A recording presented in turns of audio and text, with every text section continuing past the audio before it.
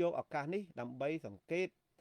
តាមដានមើលទស្សនៈរបស់គេទាំងវើនិងអេរយាប័តរបស់គេមិនតែប៉ុណ្ណោះសមាជជាតិនេះត្រូវបានបន្ថែមឈ្មោះថាសមាជជាតិសហគមន៍ខ្មែរយោងទៅតាមការបន្ថែមឈ្មោះនេះគឺយើងធ្វើដើម្បីឲ្យមានការចូលរួមពីសហគមន៍ផ្សេងៗដោយបើកចំហណាអាស្រ័យហេតុនេះសូមបងប្អូននិងសង្ឃឹមថាបងប្អូននឹងយល់ចំពោះអ្វីដែលបានកាត់ឡើងនៅក្នុងអង្គសមាជដែលរៀបចំធ្វើឡើងនៅវត្តភ្នំសេរីកាលពីពេលកន្លងទៅបាទខ្លឹមសារលោកដែលលេអ៊ុយហ្នឹងគឺ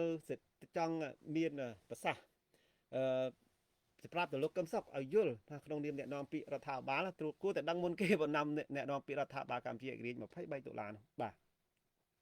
មួយវិញទេជារឿងផ្ទាល់ខ្លួនរបស់ខ្ញុំដែលខ្ញុំអត់ចង់និយាយបាទលោកកឹមសុខក៏ដាក់រូបខ្ញុំជាមួយនឹងលោកពុករបស់ខ្ញុំលោកពុកធរលីសមេតរបស់ខ្ញុំនេះបាទលោកគឺជាជនរងគ្រោះបាទខ្ញុំជំរាបលោកពុកខ្ញុំអត់មានបានប្រព្រឹត្តអំពើពុករលួយដោយរដ្ឋាភិបាលក្រុងភ្នំពេញរបស់លោកហ៊ុនសែនចោទប្រកាន់ថាពុករលួយទេហើយដោយទាំងឈ្មោះខ្ញុំនៅក្នុងនោះក៏មានពាក់ព័ន្ធលោកដូនតារាហើយពាក់ព័ន្ធនឹងលោកកនសុខាយអតីតអភិបាលសុកលវីអែមថាគាត់ប៉ុនប៉ងនៅក្នុងការសុប៉ាន់មកកាន់អភិបាលក្រុងអរិយខ្សាត់ហើយនឹងលោកឡាយពិសិដ្ឋថាគាត់ប៉ុនប៉ងមកកាន់អភិបាលខេត្តពោធិ៍សាត់ប៉ុន្តែខ្ញុំសួរត្រឡប់មកវិញថាបទល្មើសហ្នឹងវាអត់មានហើយវាកើតឡើងនៅហើយការហ្នឹងកើតពិតអត់ហើយនៅណាអ្នកតែងតាំងពួកគាត់ហើយនៅដើម្បីមកកាន់ទូនីតិហ្នឹងចឹងខ្ញុំជំរាបអំពីភាពស្អាតស្អំរបស់លោកពុកលីសមេតនិងអ្នកទាំង4អ្នកទាំង3រូបរួមទាំងខ្ញុំដែលបានរៀបជួបចំជូនហើយគឺជាការរៀបចំឡើងរបស់រដ្ឋាភិបាលក្រុងភ្នំពេញដើម្បីធ្វើការចោទប្រកាន់នៅមានរឿងពីក្រោយច្រើនណាស់ខ្ញុំអត់ចង់និយាយពីពួកខ្ញុំនៅទីនេះខ្ញុំអត់ចង់និយាយពីរឿងបុគ្គលផ្ទាល់ខ្លួនទេខ្ញុំនិយាយអំពីរឿងជាតិរឿងរំដោះជាតិរបស់យើងបាទរបស់បែបអហិង្សាដោយគោលការណ៍អហិង្សា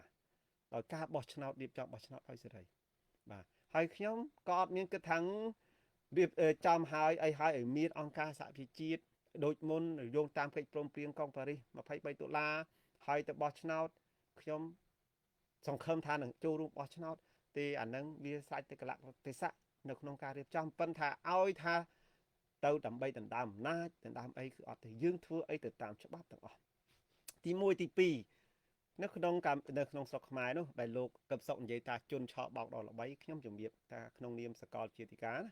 ខ្ញុំបានផ្ដល់អាហារូបករណ៍ឲ្យមនុស្សជាច្រើនអ្នករៀនមួយឆ្នាំរាប់សែនដុល្លារហើយខ្ញុំបានប្រើប្រាស់លុយរបស់ខ្ញុំនិងមុខរបររបស់ខ្ញុំរួមទាំងដីធ្លីរបស់ខ្ញុំនៅពេលដែលមានវិបត្តិសេដ្ឋកិច្ចខ្ញុំបានទៅខ្ចីលុយគេខ្ញុំយកបានដីទាំងអស់ទៅប្រចាំលោកដឹងហើយប្រចាំការប្រាក់ស្រស់ណាដីនឹងតម្លៃ100000 50000 20000ខ្ញុំប្រចាំបានតែ30%នៃតម្លៃដីទេយកមកធ្វើសាលាហើយនៅក្នុងពេលនោះខ្ញុំបានផ្តិតមេដាយលើអត្តវងលើលិខិតលោកផ្ដាច់នឹងបានច្បាប់ដើមប្រគល់ឲ្យគេហើយអ្នកម្ចាស់បំណុលគេចាស់ចាត់ចែងមួយចំនួនក៏គេទៅកាត់យកដីនឹងឲ្យអស់ដែរបាទអញ្ចឹងលោកថាខ្ញុំឆោបបោកខ្ញុំអត់មានចាប់ទោសអូសសំណើចោតប្រកាន់លោកទេខ្ញុំគិតថាលោកមហោគតិនៅកន្លែងហ្នឹងប៉ុន្តែអ្វីដែលខ្ញុំគោរពគឺឆន្ទៈនិងមនសិការរបស់លោកដ៏ខ្ពង់ខ្ពស់តែខ្ញុំគោរពពីចងាយ